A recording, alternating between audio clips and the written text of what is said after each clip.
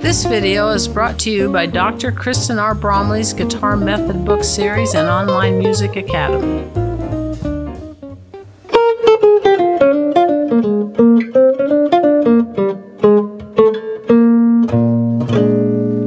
Hi, I'm Dr. Kristen Bromley. Welcome to my online academy. It's so great to have you joining me here in these online lessons. This is lesson 25 in this series that is all about jazz guitar. As you know, I love jazz guitar, and I am so delighted to bring this course to you where we're really working in a line upon line fashion. I'm going to help you get all the different skills that come together for playing jazz guitar, and it's pretty vast. This is definitely one of the most virtuosic styles there is when it comes to guitar, with all the different styles that it encompasses, all the different things that come into it for playing the different genres that, or subgenres that sort of fit within jazz, and the different eras that we go through. So right now, we're especially working those early eras, getting down foundational skills that apply to everything that's more contemporary and that's come later. We're preparing to get into the bebop language specifically, but we're really working on things that were happening in the pre-bebop eras, though the things that happened in the pre-bebop eras continue to carry forward, and they especially lay the foundation to help us get down the bebop language, which is an essential skill to have when we're playing jazz guitar. So this lesson, lesson 25, is an especially fun one, of course, because it's one of the lessons where we go over a tune. So every time we get going so far, we like to go over a tune where we sort of bring all the skills we've been working on together. And so we're going to do that today with the tune called Rose Room. Now this isn't an original, this isn't a cover by me of another tune. Rose Room is an old Art Hickman tune that was played by a lot of different groups, and it's especially great for guitarists because story has it that it's the one that Charlie Christian played on, improvised a solo on, that landed him his gig with Benny Goodman. So this is a great old standard, sort of famous for us jazz guitarists, and such a great one to learn. It also has the same chord changes as Duke Ellington's In a Mellow Tone, so you can kind of play both of those as we work on improvising over these chord changes. So as we go through this particular lesson, I'm going to start off by playing through the melody, and I'll improvise one chorus of solo over top of those changes, and that'll sort of get us going. I'll do that at a nice medium tempo, 122 BPM, so get us into it. Then we'll talk through some things with playing the melody, we'll talk through the form, the chords, comping those chords. So far we've been working on shell voicings in the Freddie Green style, and that's what we'll continue to do here, though as we start moving forward in the course we're going to get into some other comping techniques. And we're going to work on the improv solo, so I'm going to walk us through all the improv techniques that we've worked on so far in the course, which all apply so well to this tune. So let's just go ahead here. I'm going to start us off. I'm going to play through this. You can play right along with me if you'd like to, or you can just listen. Down in the description below, there is a link for a free PDF copy of the sheet music. It's written in both standard music notation and tablature, which is sort of unusual for a lead sheet, but this is a guitar education channel, so I'm here to help you. It's important to learn to read notation as a jazz guitarist, but I do have it there as an aid for you. Now, the standard music notation is written in an octave lower than where we're actually, if we were reading guitar music, where we'd actually read it. And I did that to keep us out of the ledger lines, and to keep it sort of how we often have to read things when we're using a fake book. And that is where the melody is written sort of in the standard positioning as it would be for the true key of C with, say, the piano. But with the guitar, it's a transposing instrument to keep most of our range on the staff that we're actually transposing, meaning that the notes are going to sound an octave lower than what they're written on the page. So the tablature has that notation an octave higher than the actual notation there on the page. And I've done that because that's how we run into it in the fake book, and it kept us out of those ledger lines. So I'm going to play through this melody. You can play right along with me and just listen. We're going to improvise one chorus of solo, and then we'll work through these different techniques. And then I've got 3 backing tracks. We can play this together at different tempos. Of course, all the backing tracks used on this lesson are available on the channel. You can check out the Jazz Jam Along backing track playlist, and you can find all the ones used on these lessons there. You can also look in the description below and find a link for the ones that we're using. So lots of help if you want to jam along with the backing track without me playing along. Okay, so we're going to go ahead and play this right with the backing track. It's going to give us 6 beats on the hi-hat. We'll have a little bit of a rest. You'll hear and 4 and in the snare drum, but that's the same time that we'll be coming in with the pickup in the melody. So let's do it.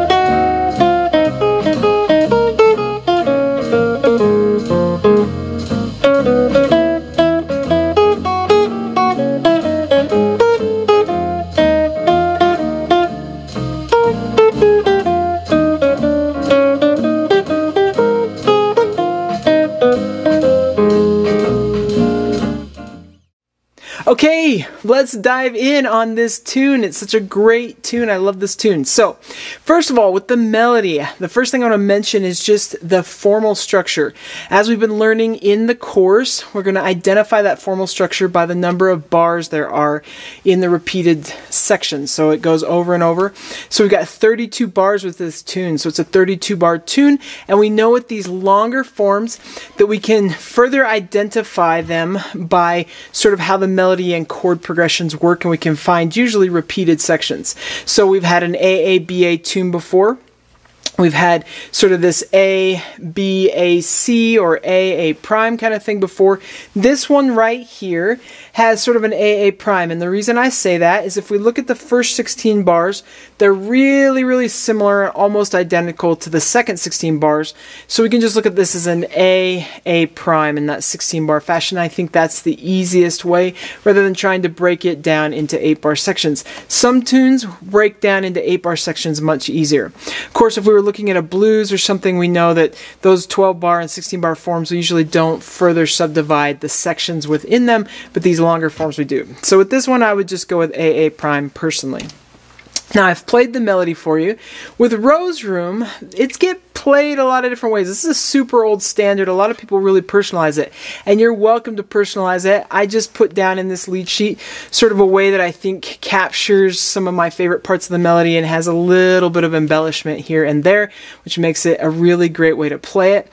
You could check out the way other players are playing it and sort of transcribe the way that they're playing it and get some more ideas for personalizing it if you wanted to further personalize it beyond the way we played it. But you can just play over and over again with the recording here and figure it out, so that can help you out there. You got the tablature and the standard music notation. Let's take a look at the chords. So far in the course we've been working on comping chords over tunes and progressions in the Freddie Green style using the shell voicings. I'm not going to go over the Freddie Green style or the shell voicings again as an explanation, though up here on the board in sort of a review fashion I have all the arpeggios written out for the 3 chord types that we're working on, the major 6th, the dominant 7th, and the minor 7th chords. And the shell voicings, I've gone ahead and squared out the dots there, and then of course you use the lowest root. So you can have some help up there with how to play those, but if you're just joining me for the first time with this lesson, you're going to want to check out lesson 1, 2, and 3 where I went over the shell voicings.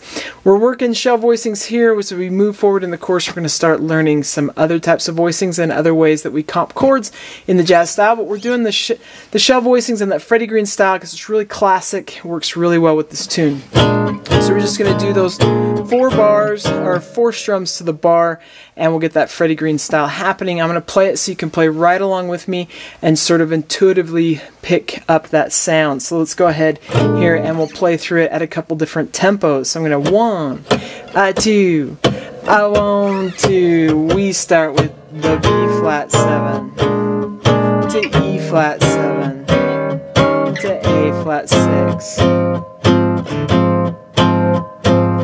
Then we got the A flat 7 and D flat 6. Then we got the D flat minor 7 to G flat 7, A flat 6, and F 7, E flat 7, and E flat 7, and B flat 7, E flat 7, A flat 6, A flat 7, and D flat 6. We got the D flat minor 7 to G flat 7, A flat 6, and F 7, E flat 7, E flat 7, A flat 6.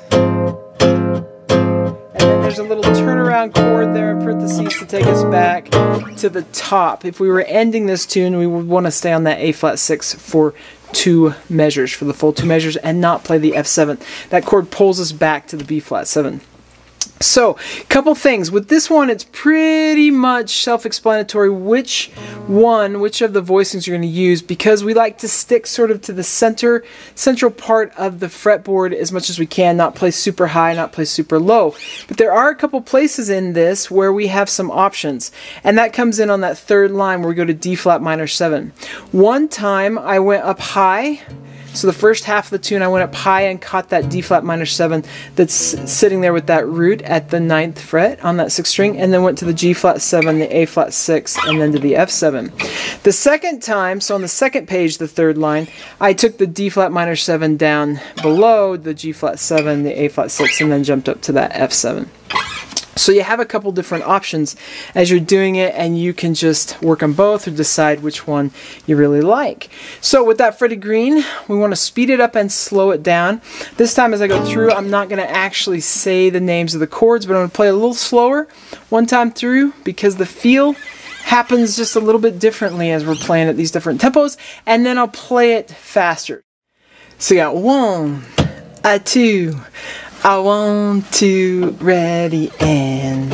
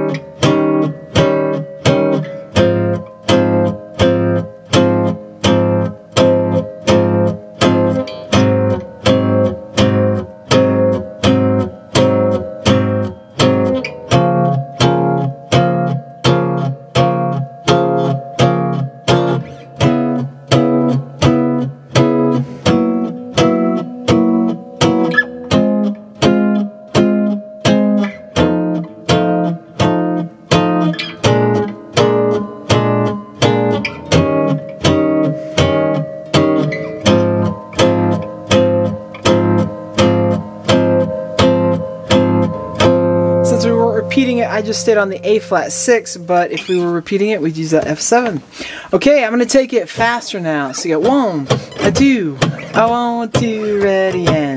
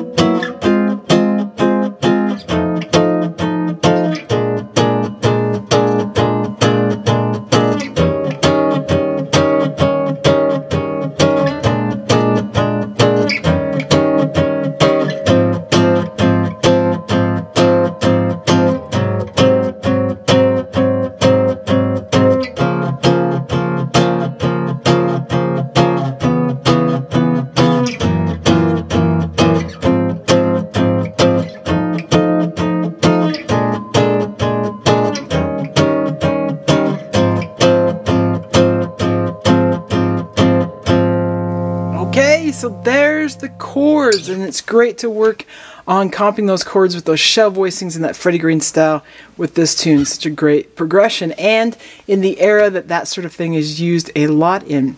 Let's review now the different improvisation techniques that we've worked on so far in the course. I'm not going to go over any of these specifically in demonstration, but if you need help with any of them, there's a lesson on each one that you can work through right along with me. So if you're just jumping in here and have missed some of the previous lessons, you can check those out for any one of these that I go over here. But let's just review everything that we've been working on so far, because then when I go ahead and play these tunes at some different tempos right along with you, then you'll hear the different things that I'll be playing, I'll be demonstrating, and I'll be sticking to these things. And we've got a lot of things that have been happening, so this is awesome. The first thing that we know is that we can play the chord tones, and that's what I have over here on the board, a review of those arpeggio shapes that we've been using for the major 6th, dominant 7th, and minor 7th. And that's actually the only thing that we've worked on so far with the minor 7th chords, is playing with the chord tone.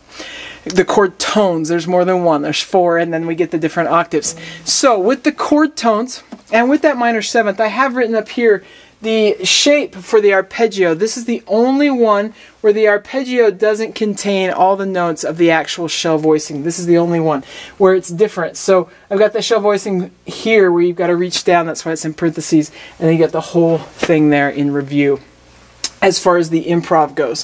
But as we proceed with future lessons, the next few lessons are going to be working on different techniques, more things that we can do with the minor 7th chords. We're going to work, though, not with that so much here, just using those chord tones, and then of course we can use the chord tones for the major 6th and dominant 7th chords.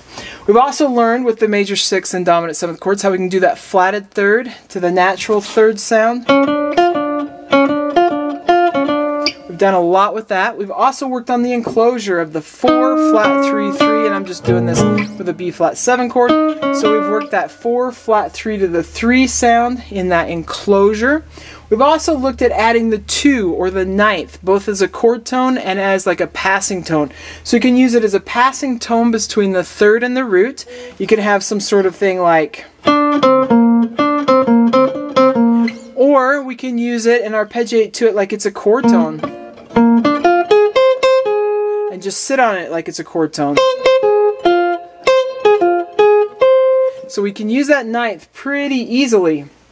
With those, we learned about the dominant 7th pentatonic scale and the major 6th, or the major pentatonic scale, which actually includes that chord tones and then adds this to it, and we get those pentatonic scales. We looked at the 9 flat 9 to the root sound. And also how with dominant 7th chords we can actually arpeggiate to that flat 9, and that's a pretty common sound. And we can get that in there. With the major 6 chords, we learned about going between steps 5 and the 6, using a chromatic there. With the dominant 7th chords, we learned how to go from that root to the 7 to the flat 7. And of course, with any of these, we can go both directions. So we learned about that one, and we also learned with that dominant 7th chord how to go from 5, 6 to the flat 7. So those are all the improv techniques. This is a significant amount of jazz language, which is pretty awesome. We can really play a lot of things with what we have happening right here. So I didn't include where those notes are located. With the actual lessons, we specifically go over where those notes are located, but it's a lot of clutter up on the arpeggio shape, so I've just got those there as a review. But I didn't include all these, but we have done those, and if you need help, just reference those other lessons. So these are the things that I'll be using, and of course as we move forward in the course especially, we're going to get into the bebop language and start getting some more things happening, and then move on to contemporary things that happen after that. But all of these things continue to happen in the jazz language all the way through as we go through the different eras and come right up onto what's happening right now. So I'm going to go ahead now and play through this tune at 3 different tempos so that you can play right along with me and just work on some of these things. You can, as I've mentioned in previous lessons, we really learn this language by just stealing from one another, getting ideas from one another. So you can play right along with me on the tune on these different tempos, and if you find something you really like, you can just steal it or just intuitively pick up kind of what I'm doing. And then of course these backing tracks are also available on the channel where you can play along with them without playing along with me, so I'm not a distraction, and you can work on these things at the different tempos. So we're going to start out at 105 beats per minute, which is a nice easy tempo to work on these things with, and then we're going to move on and go to the 122 beats per minute, which is a good tempo for this tune. We worked on that before, and then we'll even boost it a little bit faster and get up to that medium swing of 140 beats per minute. We'll play the tune there. So I'll play the melody one time through and then improvise a couple choruses, a solo, and then we'll go through. Each one of these is going to give us that 1, 2, 3, 4, 5, 6 on the hi-hat, and then and 4 and in the snare drum, and we are in. Of course, when we get to and 4 and, we're going to want to catch that pickup, those pickup notes in the melody. So it's going to be awesome. Let's go ahead and do this.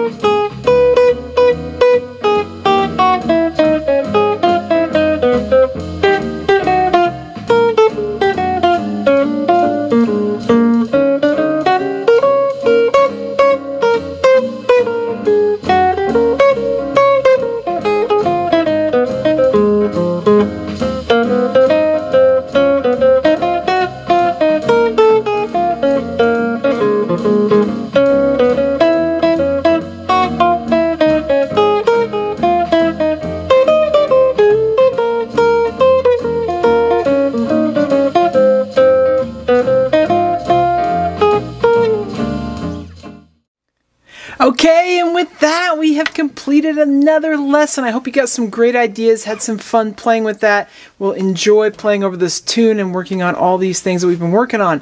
Now, as we move forward in the course, the very next thing that we're going to be doing is working on more improvisation ideas with the minor seventh chord.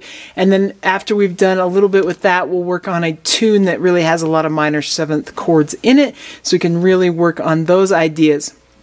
I've also got coming some new comping things, and really once we've gotten to this point where we've worked on a lot of different improvisation things and really have all these foundational ideas, it's great to do some etudes and some licks that will work with the tunes that we've worked on so far, and then we'll start working on that bebop language. So lots of great things to come over the next few weeks. These lessons come out on Mondays, Wednesdays, and Fridays, and then of course we've got Technique Tuesdays, Theory Thursdays, and various things on Saturdays, and sometimes even things coming out on Sundays. So lots of lessons coming out all the time on the channel, and then hundreds of lessons that are already available to help you master playing the guitar. For jazz guitar, those Theory Thursdays, Technique Tuesdays, and then all the jazz lessons are especially helpful to you. So keep having fun, keep with it, take care, and we'll see you again. If you found this video helpful, please hit the like button and subscribe to the channel. For more in-depth lessons and to progress through a free guitar course, check out my Guitar 101 series on YouTube and my guitar method books, which all come with access to hours of in-depth video lessons. You can find more information about me and my products at kristenbromley.com. Take care.